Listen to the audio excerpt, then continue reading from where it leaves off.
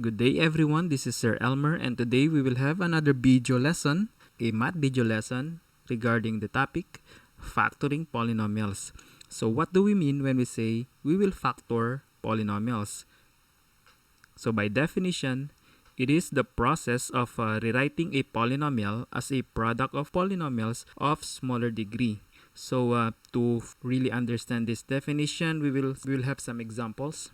So I have prepared here three polynomials, specifically three binomials: x squared plus 2x, 4x squared plus 6x, 3x squared plus 6x. These three binomials or three polynomials, they are all written in the so-called standard form.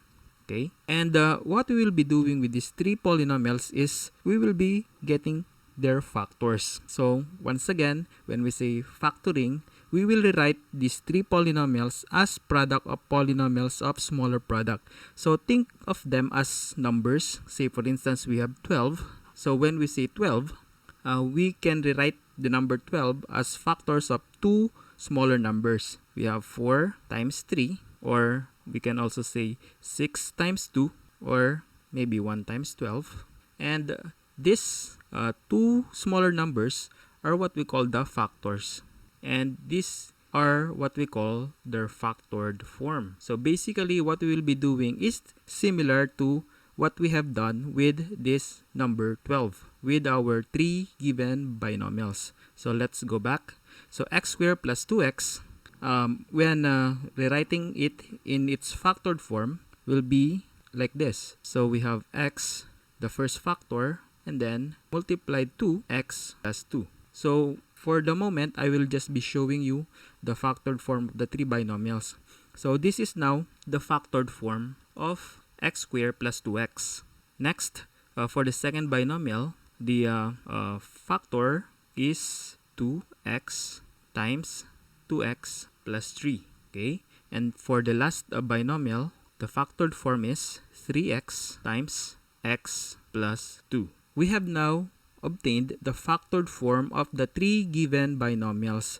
So basically in this discussion, in this lesson, we will be talking about or learning about the factored form of the polynomials, any given polynomials, okay? Specifically under the so-called common monomial factoring, such as these three given examples. Now, let's proceed. So we will now review the concept of the greatest common factor, which will help us in the factoring of polynomials in this topic. So I have here two pairs of numbers, 12 and 8, and 16 and 20. So we will be getting the greatest common factor. So how do we do that? So first, we will be listing the numbers that can divide each number, or shall we say the factors of each number. So for 12, this can be divided by 1, of course, 2, 3, 4, 6, and 12. So these 6 numbers can divide the number 12. So basically, I just listed them. And for number 8, we will also be doing that as well. So what are the numbers that can divide 8? So we have 1, 2, 4, and 8. So there are 4 numbers that can divide 8. Now, what we will be doing is to compare the two lists of numbers that we have written, and whatever number that is the greatest will be considered as their greatest common factor. So in this case, we have 4, 4, 2, 2, 1, 1. There are 3 pairs of similar numbers for each list, and the greatest one is 4. So that means that 4 is the GCF of 12 and 8. So what does that mean? This means that 4 is the greatest number that can divide both 12 and 8. So 12 divided by 4 is 3, 8 divided by 4 is 2. So this is now the greatest common factor of the two given numbers. Now let's have another example. So this time we have 16 and 20. So once again, we will list all the factors of the two numbers. So we have 1, of course, 2, 4, 8, and lastly we have 16. So there are 5 numbers that can divide 16. Now we move on to 20. We have 1, 2, 4, 5, 10, and lastly we have 20. Now, once again, compare the two lists, and we can see that the greatest number is 4. So that means that the greatest common factor, or the GCF, of 16 and 20 is 4. 4, so that is how we get the greatest common factor for numbers. Now what about for variables or the literal coefficients? So basically, getting the greatest common factor of variables is an easy task. So what do I mean? So I have here four examples, four pairs of variables, x squared and x, b raised to 5 and b raised to 7, a raised to 8 and b raised to 8, and then a squared, b cubed, a cubed, b squared. So we will do the first pair, x squared and x. So basically, all you have to do is to compare the two and make sure that they are similar, meaning they have the same variable. In this case, for the first example, both expressions are of x term. They are similar. And that means that we can have a GCF for the two variables. Now, all you have to do is to get the variable with the lower exponent. We have x squared and x. So that means that the GCF is x, the variable with the lower exponent. Now, moving on, same thing with this. Both are of the same variable b, and GCF of the second pair is, of course, the one with the lower exponent, b raised to 5. Next, what about this? A raised to 8, b raised to 8. What is the GCF of the two variable? In this case, the GCF is none. Why? So as you can see, the two variables are of different letters. The first one is of a term, then the second one is of b term. So in this case, we will not be having a GCF for this particular pair. So if you see in the example that the two expressions do not have a similar variable, then we will not be getting a GCF for that particular variable. Okay, so moving on, we have a square b cube, then a cube b square. So these are expressions or pair of variables with two different letters used. So how do we get the GCF? So basically, we will just be doing the same. So let us analyze first. They both have a term. Get the one with the lower exponent, a square, and then for the b terms we have b raised to 2. So the GCF is a square b square. So that is the process for getting the GCF for the variables. So now that we have learned the concept of the GCF, we will now be using that concept in helping us to get the factored form for any given polynomial. So in this slide, I have prepared 4 examples, and we will be getting the factored form for each if possible. To achieve that, we will first get the GCF for each binomial. So we will apply our prior knowledge about getting the GCF. By the way, in this case, I will just be writing immediately the GCF for each, and if you have not yet mastered obtaining of the GCF, you can write your solution in another piece of paper. So 12 and 8, the greatest common factor is 4. And then for the variables, we have x squared and x cubed. So we have learned that we will just be getting the one with the lower exponent, so we have x squared. So write it beside the first common factor. So basically, the greatest common factor for the given polynomial is 4x squared.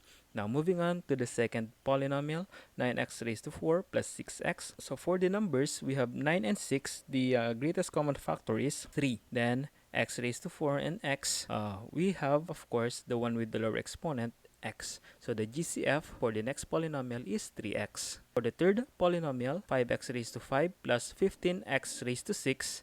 5 and 15, the greatest common factor is 5. Then we have x raised to 5, then x raised to 6, we have x raised to 5. And lastly, for the last polynomial, 4a raised to 4 minus 7b raised to 5. So for the numbers 4 and 7, there is no number that can divide the two numbers at the same time. Now moving on, similarly for the variables, we have a and then we have b. So they are not similar. That means that in the variable part, they do not also have a GCF. So both in the numerical coefficient and the literal coefficient, we did not obtain any GCF. So we can write here, in this case, as none. There's no GCF. So there are cases such as this. So if you encounter such polynomial in getting their GCF, if there's really no GCF, then you can write the word none. Okay, now we have completed the GCF for each polynomial. Now we will be using this GCF in getting the factored form. So how do we do that?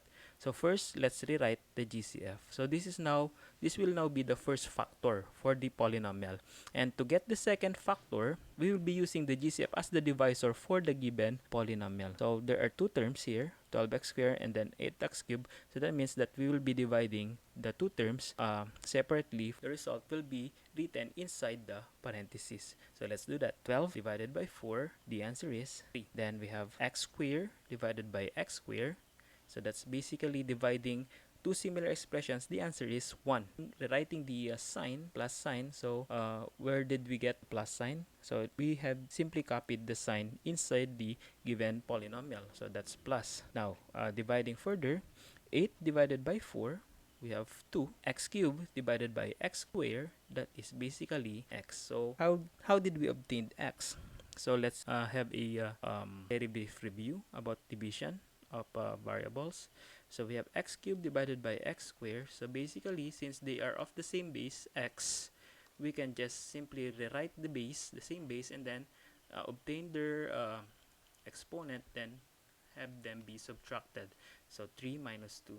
So that's basically x raised to 1 or simply x. So that is why we have obtained x there as the quotient. So now after dividing both terms, we have now obtained the factored form for the given polynomial. So that is the process in getting the factored form. So we'll just be repeating the process for the last three polynomials. Moving on. First, once again, rewrite the GCF, 3x, and then prepare a parenthesis. Now let's divide. 9 divided by 3, that's 3. X raised to 4 divided by x, that is x raised to 3. That's basically the exponents being subtracted, 4 minus 1. So we have an invisible 1 there. So 3x cubed. Then affix the sign, copy, plus sign. Then divide once more. 6 divided by 3, that's 2. X divided by x, dividing similar expressions, that is 1. We will not be writing that anymore. So the factored form is 3x times 3x cubed plus 2. Now for the third polynomial, let's rewrite the GCF as the first factor, 5x raised to 5, and now dividing 5x raised to 5 divided by 5x raised to 5. As you can see, the first term is similar to the GCF or the divisor. So basically, the answer is 1. Okay, now affix once again the sign, plus sign. Then 15 divided by 5, that's 3. X raised to 6 divided by x raised to 5, that is simply x. So this is now the factored form for the third polynomial. And lastly, for the last polynomial, since we have not obtained a GCF, we can now say that the given polynomial is relatively prime, meaning it cannot be factored further. It is in its simplest form, or we can also say that the polynomial is not factorable. So this happens when we do not obtain any GCF for this kind of expression form. So there you go. That is the process of getting the factored form of any given polynomial using the GCF. Okay, we have another example here. Another binomial, 15x squared y cubed minus 33xy cubed. So once again, let's have first the GCF. So the GCF is 15 and 33. Both are divisible by 3. Then for the variable, both have x variables. So get the one with the lower exponent, which is x. And both have y variable, y cube. So basically, the greatest common factor is y cube. So this is now the GCF or the first factor. Now, using the GCF as the divisor to get the second factor, let's divide 15 divided by 3. That's 5. X squared divided by x, that is x. Y cubed divided by y cubed, that is equivalent to 1. So now affix the sign, minus sign. So the sign here is minus, so we have simply rewritten that. Then for the next term, once again divide. 33 divided by 3, that is 11. X divided by x, similar, that is 1. Y cubed divided by y cubed, also 1. So let me adjust the parenthesis. So there you go. The factored form is 3xy cubed times 5x minus 11. Now for the last example, so this time we have a trinomial. Basically, we will just be applying the same process as those with the binomial examples. So first get the GCF. So this time we will have three numbers, 12, 16, and 20. So determining the greatest number that can divide both numbers, we will be arriving at the number 4. Okay, so 4 can divide 12, 16, and 20. Okay, now for the variable part, we have a square, a cube, a raised to 5. Now remember that for the variables, if we have three or more terms, we have a trinomial or a polynomials, then we must make sure that all terms have a variable that is present to all of them. So in this case, a square, a cube, a raised to 5, so all three terms have an a term. So we can basically get a GCF for that variable. So get the one with the lowest exponent. We have a square. Then analyzing for the b term. So all terms has a b variable. So get the one with the lower exponent or the lowest exponent. We have b square. Okay, so this is now the GCF for the trinomial. Now, using that as our divisor, let's divide. 12 divided by 4 is 3. A square divided by a square, that's 1. B raised to 4 divided by b raised to 2, that's b square. Then, copy the sign, that's minus. 16 divided by 4, that is 4. A cube divided by a square, that is a raised to 1, or simply a. B square divided by b square, that's 1. Plus sign, okay. 20 divided by 4, that is 5. A raised to 5 divided by a square, that's a raised to 3. B raised to 3 divided by b raised to 2, that is simply b raised to 1, or simply b. So this is now the factored form for that given trinomial. So there you go. That is how we get the factored form for any given polynomial using the GCF, or simply the common monomial factor for any given polynomial. So thank you for watching this video. I hope you have learned something, and I will see you in my next video. Peace.